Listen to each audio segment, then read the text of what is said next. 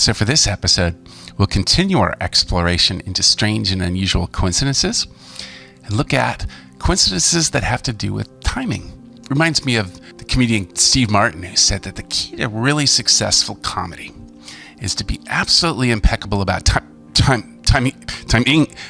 timing.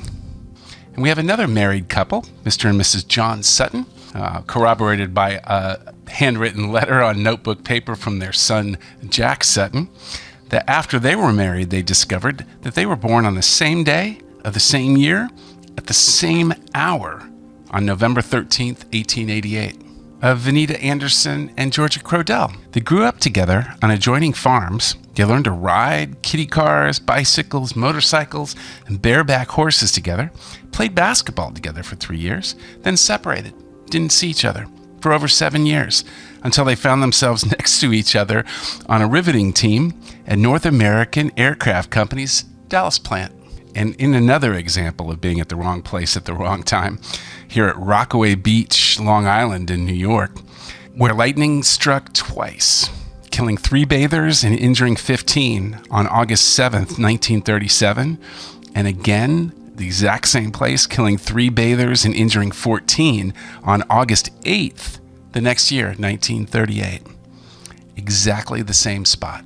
And a couple pictures in the file of this cute smiling kid, Harold Kendis Jr., who was born on Armistice Day at a U.S. base hospital, Langley Field, Virginia, while his father was in the Army and his mother was a WAC back in 1944. He probably grew up to be a musician. And in another World War II era coincidence, we have Lieutenant Albert Dimling of Pittsburgh, Pennsylvania, who just so happened to go into a house in Wustenselblitz, Germany, saw his own picture on the mantel. He discovered then that he was at the home of a relative, 1945. And in another small world coincidence, this from a Marine Corps combat correspondent dispatch, hundreds of miles from land, deep in the Pacific, an escort destroyer came alongside an aircraft carrier to refuel.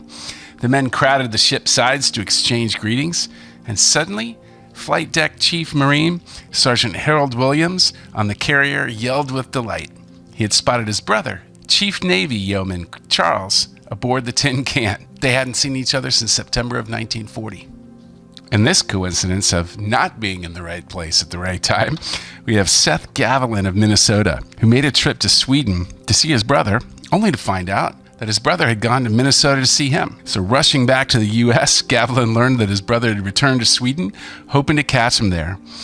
And at the bottom of the letter, Seth writes to corroborate the fact, "I am told that the world is a small place, but henceforth you will find me very skeptical. And who can blame me? My brother and I traveled a total of 18,000 miles to see each other, and after all this, we were still as far from meeting as ever." Or how about Rockaway Milligan of Kankakee, Illinois? For months, J.N. Milligan of Kankakee, Illinois, haunted a local theater whenever a bank night drawing was to take place. Persistently, the Wheel of Fortune whirled past him, and Milligan's hope waned. One night, he cast discretion to the winds. There was to be a big drawing at the skating rink, so he went. The Wheel of Fortune stopped at the theater that night, right on Milligan's nose, but he wasn't there.